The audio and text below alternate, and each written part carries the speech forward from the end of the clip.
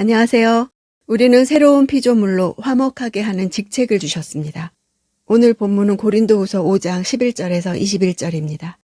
11절.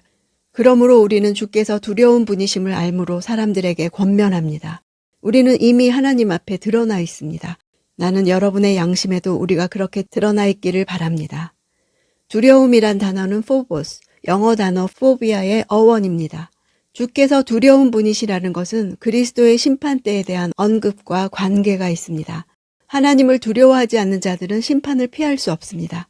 하나님을 두려워하는 사람은 세상의 모든 권세를 두려워하지 않게 됩니다.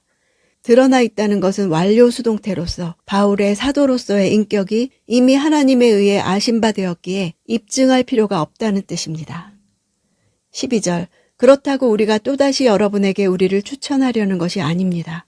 도리어 우리는 여러분에게 우리 때문에 자랑할 기회를 주려는 것입니다. 이는 마음으로 하지 않고 외모로 자랑하는 사람들에게 여러분이 대답할 말을 가지도록 하려는 것입니다. 기회라는 단어는 작전기지라는 뜻이 있습니다. 바울은 고린도 교인들에게 거짓 사도들에게 대항할 만한 작전기지로서 자기에 대해 자랑할 수 있도록 하겠다는 의도를 밝힌 것입니다. 바울의 대적자들은 이 세상에서 돈과 명성을 얻기 위해 외적인 것, 유창한 화술과 공식적인 추천서를 자랑으로 삼았습니다. 반대로 바울은 영혼에 대한 관심과 최후의 심판자이신 하나님을 기쁘게 해드릴 목적으로 복음을 전했습니다. 고린도 교인들에게 과장되고 화려한 외모에 현혹당하지 말고 하나님의 시각으로 설교자나 선생을 살피라고 권면하는 것입니다. 13절. 우리가 미쳤어도 하나님을 위한 것이요 정신이 온전해도 여러분을 위한 것입니다. 미쳤다는 것은 대적자들의 바울에 대한 비난이었습니다. 서로 반대를 이루는 두 극단적인 단어가 나옵니다. 미쳤다는 헬라어는 엑스타시스, 영어 단어 엑스터시의 어원입니다. 정신이 몸을 떠나 있는 상태를 가리킵니다. 예수께서도 가족들에 의해 이 단어로 미쳤다는 비난을 받은 적이 있습니다. 14절. 그리스도의 사랑이 우리를 강권하십니다. 우리가 확신하건대 한 사람이 모든 사람을 대신해 죽었으니 모든 사람이 죽은 것입니다. 왜냐하면 이 앞에 있어서 앞절에 대한 이유를 말하고 있습니다. 강권한다 이 단어는 둘러싸고 밀어내다. 바울이 두 벽 사이에 낀 것처럼 옴짝달싹하지 못하고 있는 광경을 묘사하는데 이는 그리스도의 사랑에 대한 깨달음이 얼마나 깊고 큰지를 잘 보여줍니다. 예수님은 십자가에서 모든 죄인들에게 내린 저주를 짊어지셨기 때문에 모든 사람을 위해 죽으신 것입니다. 모든 사람은 그래서 자기 자신에 대해, 죄에 대해 죽은 것입니다. 16절. 그러므로 이제부터는 우리가 아무도 육체를 따라 알려고 하지 않습니다. 전에는 우리가 그리스도를 육체를 따라 알았으나 이제는 더 이상 그렇게 알지 않습니다. 육체를 따라라는 것은 세상적 방식으로 인간적 기준에 의해서 이런 의미입니다. 한때 바울은 학식 높은 유대인으로서 메시아를 대망했습니다. 당시의 유대인들은 로마의 통치에서 자신들을 해방시켜줄 강력한 정치적 메시아를 고대하고 있었습니다. 그러나 예수님은 십자가형으로 죽임을 당하셨습니다. 유대인들은 십자가에서 죽는 것은 하나님의 거부의 증거라고 여겼습니다. 인간적 기준에 의해 그리스도를 안 것입니다. 육체를 따라서는 세상을 구원하시는 구세주를 만날 수 없습니다.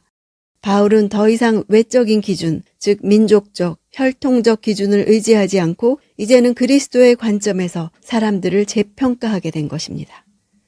17절. 그러므로 누구든지 그리스도 안에 있으면 새로운 피조물입니다. 옛것은 지나갔으니 보십시오. 새 것이 됐습니다.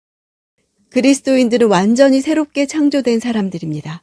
성령께서 그들에게 새로운 생명을 주시기 때문에 이제는 이전과 완전히 다른 존재가 됩니다.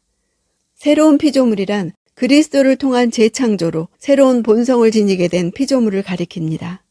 그리스도 안에서란 그리스도와 근원적으로 연합되어 재창조하시고 완전히 새로운 질서 속으로 통합시키심을 뜻합니다.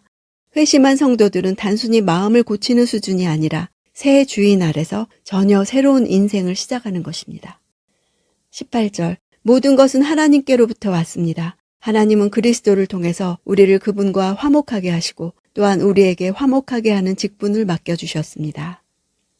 이 새로운 피조물은 인간적인 노력과 전혀 무관합니다. 화목하게 하셨다는 것은 본래 동전을 동일 가치의 다른 물건과 바꾸다 라는 뜻입니다.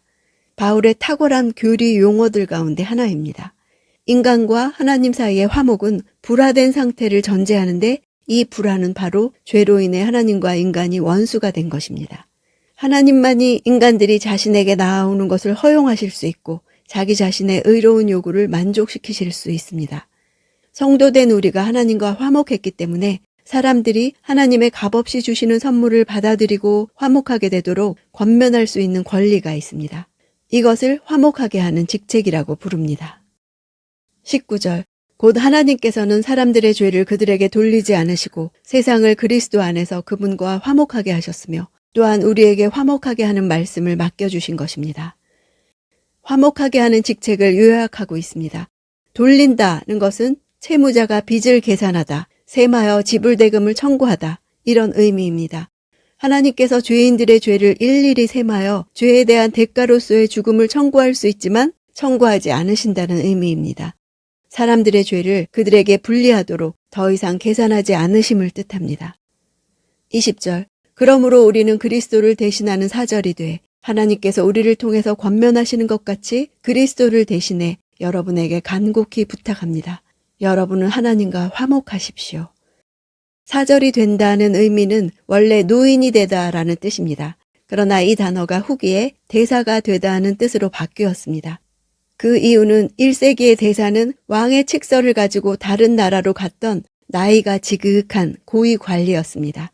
황제의 사절이 황제의 메시지를 전달하는 자로 황제의 권위와 권력을 위임받았다는 사실을 들어 바울이 그리스도의 사절로서 그리스도의 메시지를 전달하는 자로 그리스도의 권위와 권력을 위임받았음을 나타냅니다.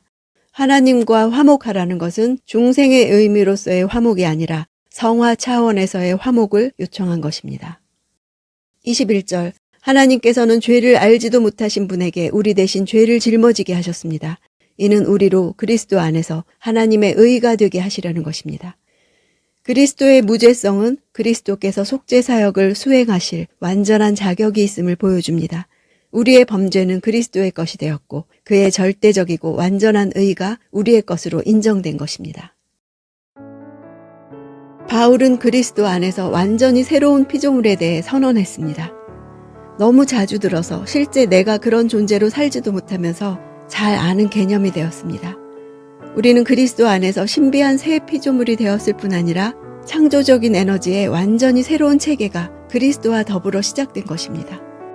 이제 우리 안에는 옛 본성뿐 아니라 성령을 통해 새롭게 임한 하나님의 본성도 있습니다. 이 두 본성이 하나가 되지는 못했지만 그렇다고 해서 옛날과 똑같지는 않습니다. 날마다 회개와 믿음을 통해서 새로운 본성이 활기를 띠고 옛 본성이 말라 없어져 간다면 한눈에 보아도 알 수 있는 변화된 삶이 드러날 것입니다. 우리 삶에서 수많은 타협과 위선이 있는 이유는 새로운 본성에게 권위를 주지 않기 때문입니다. 오늘 내가 하려는 선택에 대해 무엇이 쇠하고 무엇이 창성해야 합니까?